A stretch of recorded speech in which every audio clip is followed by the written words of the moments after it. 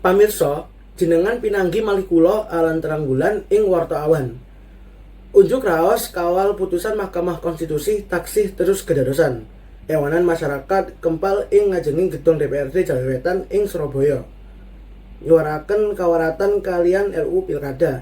Amrih informasi sajeng kepipun, monggo kita gabung kalian jurnalis Jawi TV Dava Haifa langsung saking Surabaya. Dava, kados pundi laporan kahanan ing Surabaya? Nggih, lan pamirsa sugeng siang kula samenika wonten ing ngajengipun gedung DPRD Jawa Wetan. Ing pundi wiwit tabuh 11 enjing kala wau ewonan mahasiswa, buruh lan masyarakat mandhap dhateng margi. Aksi unjuk raos punika ngantos damel nutup margi lan lalu lintas dipun alihaken. Luwih saking 2.000 personel tentara lan polisi dipun siagaken kangge ngamanaken aksi unjuk raos punika. Sapunika dipun kintenaken wonten 3.000 massa ingkang nyuaraken tuntutan ing ngajenging gedung DPRD Jawa Wetan. Sapunika sareng kali kula wonten salah satunggaling paserta unjuk raos saking mahasiswa Institut Teknologi Akhir Bulan ITA nggih punika Mas Jajang.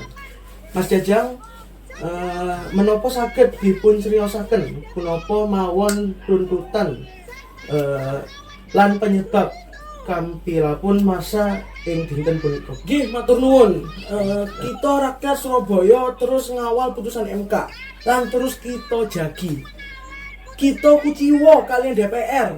Kepitadosan kita dumateng DPR sampun ical. Ingkang kedahipun dados wadah aspirasi kita. Kita ngajeng-ajeng marwah demokrasi saged wangsul ditegakkan lan dipun wangsulaken.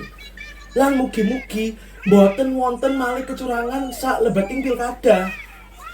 Kita badhe kawal terus menawi dipun bedahaken dumugi dinten pemilihan. Nggih, matur suwun Mas Jajang.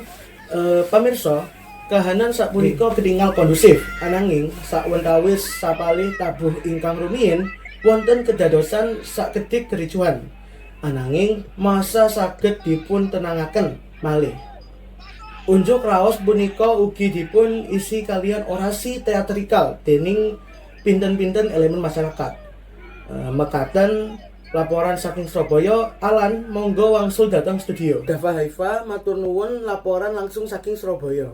Pamirsa, pawartos salajengipun nggih punika.